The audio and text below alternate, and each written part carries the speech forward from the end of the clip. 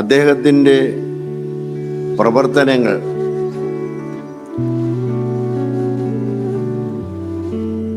ഏറ്റവും ആത്മാർത്ഥതയോടെ തൻ്റെ പ്രവർത്തനങ്ങൾ നിർവഹിച്ചു എന്നതാണ്. His sincerity in his actions.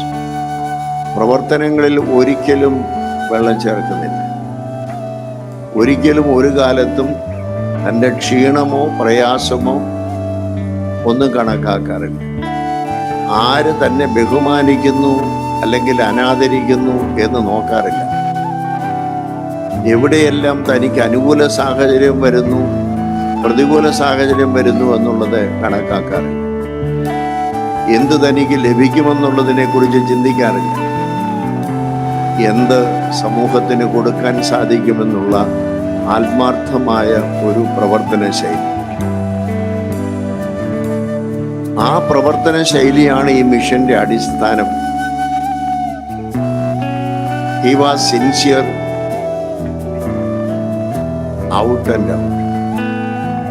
പരിപൂർണമായിട്ടും സഭയുടെ കൊമ്പുയരുവാൻ മാത്രമല്ല, തന്നെ ഏൽപ്പിച്ച ക്രിസ്തീയ സ്നേഹത്തിൻ്റെ പ്രതിഫലനം എല്ലാ സ്ഥലങ്ങളിലും ചെന്നെത്തണം. അത് കേരളത്തിൽ മാത്രം ഒതുങ്ങി നിന്നാൽ പോരാ എന്ന് അദ്ദേഹം ആവർത്തിച്ച് പറയുന്നത് പലപ്പോഴും ഞാൻ കേട്ടിട്ടുണ്ട്. ഈ സഭയുടെ ദൗത്യം എന്താണ് എന്നുള്ളതിനെ കുറിച്ചുള്ള നല്ല ഒരു ക്ലിയർ വിഷൻ അദ്ദേഹത്തിനുണ്ട്. പക്ഷെ അത് യാതൊരു തരത്തിലുള്ള അസ്വസ്ഥതയും ആർക്കും ഉണ്ടായാലും ഉണ്ടായില്ലെങ്കിലും അത് വിശ്വസിക്കുകയും അത് വളരെ ആത്മാർത്ഥമായി മറ്റുള്ളവരോട് പറഞ്ഞ് ഫലിപ്പിക്കുവാനും യാഥാർത്ഥ്യമാക്കുവാനും അദ്ദേഹം ശ്രമിച്ചു. He was sincere about the mission.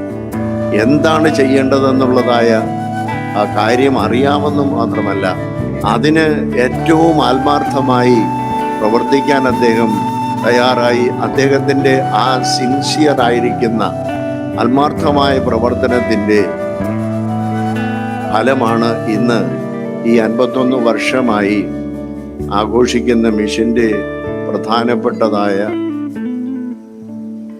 വിജയത്തിന് കാരണമെന്ന് ഞാൻ ആത്മാർത്ഥമായി വിശ്വസിക്കുകയാണ്.